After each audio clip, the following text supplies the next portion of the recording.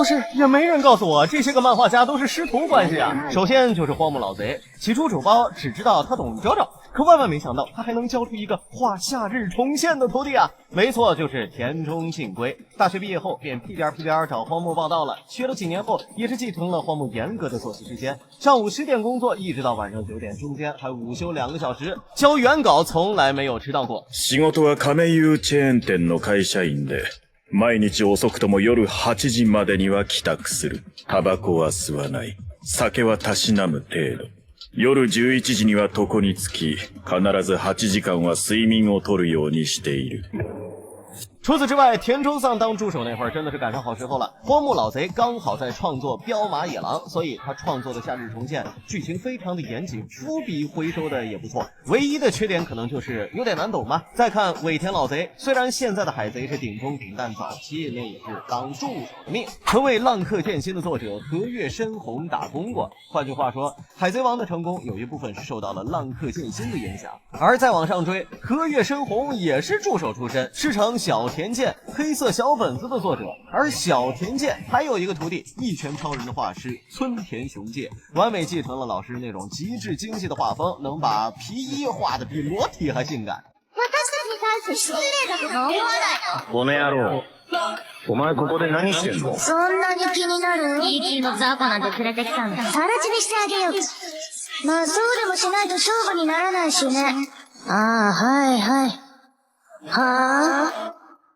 至于万老师那个画风应该是没师傅，自学成才，我看谁还敢再说不会画画当不了漫画家。除此之外，小田健还有一个特殊一点的徒弟，出包女王的作者矢吹健太郎，早年参与了棋魂的制作，据说这小子还是个哥斯拉控，曾作为临时演员出演了哥斯拉电影，经历的是非常丰富啊。而他现在的作品呢，也是遗传了小田健的优良传统，细腻干净的线条，人物轮廓、服装褶皱，甚至连发丝的处理那都是非常讲究的。而要说到另类的师徒，还得是美少女的作者五内之子和全职猎人的作者富坚老贼，俩人是夫妻，这大家估计都知道。但其实五内之子还是富坚的迷妹，两人在迪原一志举办的聚会上一见钟情。而现在我发现，貌似老贼因为腰痛让老婆帮忙画猎人了，毕竟画风相差实在太大了。而评论区出现了不少天才网友，什么不要扔给藤本树、借鉴下万老师，真不知道这3位老师得罪你们什么了。而富坚的弟弟富坚秀昭其实也是漫画家，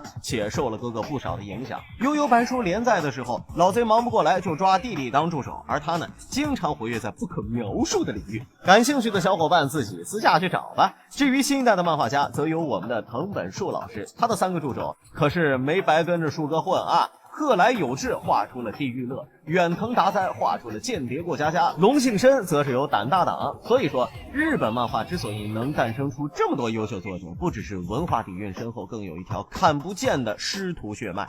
每一个知名作品的背后，其实都是一次次的传承与创新，是前辈的影子和后辈的光芒交织的结果。所以说，日本漫画界之所以能源源不断的诞生天才，不只是靠天赋和努力，更是有一条看不见的师徒血脉在延续。每一幅画，每一个分镜，每一个角色背后都藏着前辈的智慧和后辈的创新。漫画不只是故事和画面，它更像一条流淌